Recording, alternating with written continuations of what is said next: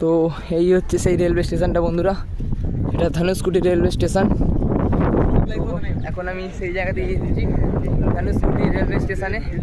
এটা কোনো প্রাকৃতিক দুর্ঘটনায় এটা ধ্বংস হয়ে গেছিলো, তো দেখতেই পাচ্ছ।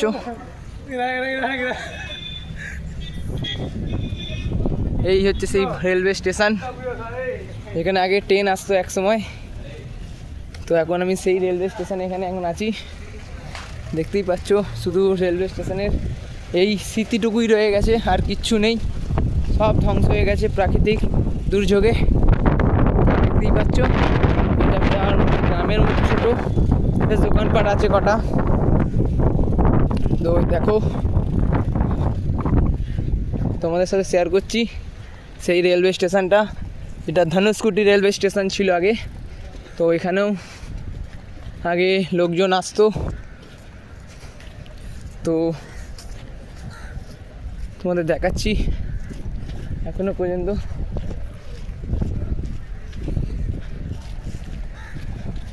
এই দেখো,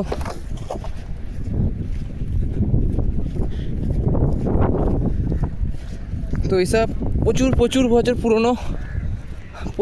পুরনো আগের কথা। তো দেখতেই পাচ্ছ ধনুষকুটি রেলওয়ে স্টেশন এটা।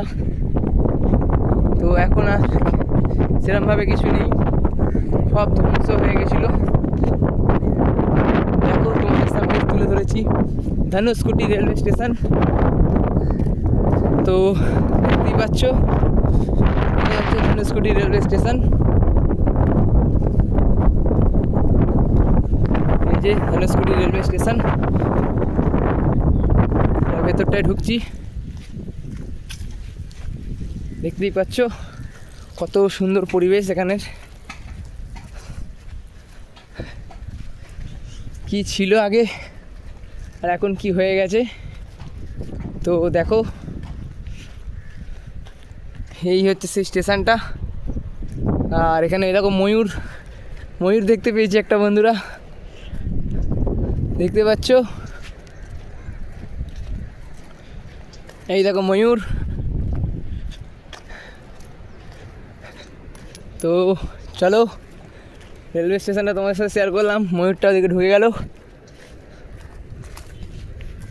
দেখতেই পাচ্ছ পুরো ভুতুরে এলাকা মনে হচ্ছে এটা, এখন পুরো ভুতুরে এলাকায় এটা সৃষ্টি হয়ে গেছে।